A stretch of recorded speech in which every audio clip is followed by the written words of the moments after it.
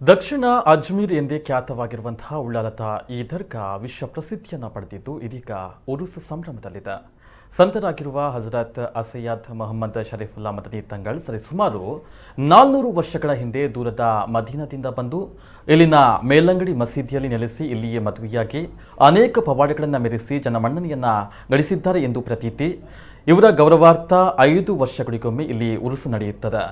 ಸೌಹಾರ್ದತೆಯ ಸಂಕೇತವಾಗಿರುವಂತಹ ಈ ಪವಿತ್ರ ಸ್ಥಳದಲ್ಲಿ ದೇಶ ವಿದೇಶಗಳಿಂದ ಎಲ್ಲ ಜಾತಿ ಮತಗಳ ಜನ ಭೇಟಿಯನ್ನು ನೀಡ್ತಾರೆ.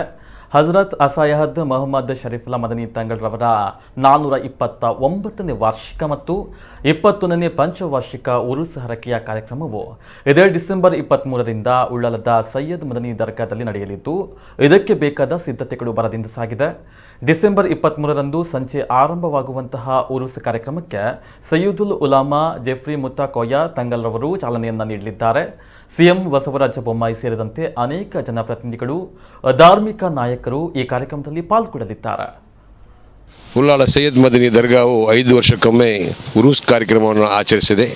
ಈ ಬಾರಿಯ ಉರೂಸ್ ಕಾರ್ಯಕ್ರಮವು ಡಿಸೆಂಬರ್ 23ರಿಂದ ಜನವರಿ 16ರವರೆಗೆ ನಡೀತಾ ಇದೆ ಅಂತ ಹೇಳಲಿಕ್ಕೆ ನಾನು ತುಂಬ ಸಂತುಷ್ಟನಾಗಿದ್ದೇನೆ. ಈ ಉರೂಸ್ ಕಾರ್ಯಕ್ರಮದ ನೇತೃತ್ವವನ್ನು AP ಅಬೂಬಕರ್ ಮುಸ್ಲಿಯಾರ್ ಅವರು ಮತ್ತು ಜಿಪ್ರಿ ಮುತ್ತುಕಾಯ್ ತಂಗಳವರ ನೇತೃತ್ವದಲ್ಲಿ ನಡೆಯಲಿದ್ದು ಸುಮಾರು 23 ದಿವಸದ ಕಾರ್ಯಕ್ರಮವಾಗಿದೆ. ಈ ಒಂದು ವಿಶೇಷವಾದ ಕಾರ್ಯಕ್ರಮದಲ್ಲಿ ನಿಮ್ಮೆಲ್ಲರ ಮೆಚ್ಚಿನ ವಿದ್ವಾಂಸರುಗಳು, ಅದೇ ರೀತಿ ರಾಜಕಾರಣಿಗಳು, ಮುಖ್ಯಮಂತ್ರಿಗಳು, ಮಾಜಿ ಮುಖ್ಯಮಂತ್ರಿಗಳು, ಸಚಿವರುಗಳು ಆಗಮಿಸುವಂಥ ನಿರೀಕ್ಷೆಯಲ್ಲಿ ನಾವಿದ್ದೇವೆ. 23 ದಿವಸದ ಕಾರ್ಯಕ್ರಮದಲ್ಲಿ ಎಲ್ಲ ರಾತ್ರಿ 9 ಗಂಟೆಯಿಂದ 11 ಗಂಟೆ ತನಕ ಮತಪ್ರವಚನವು ನಡೆದಿದೆ.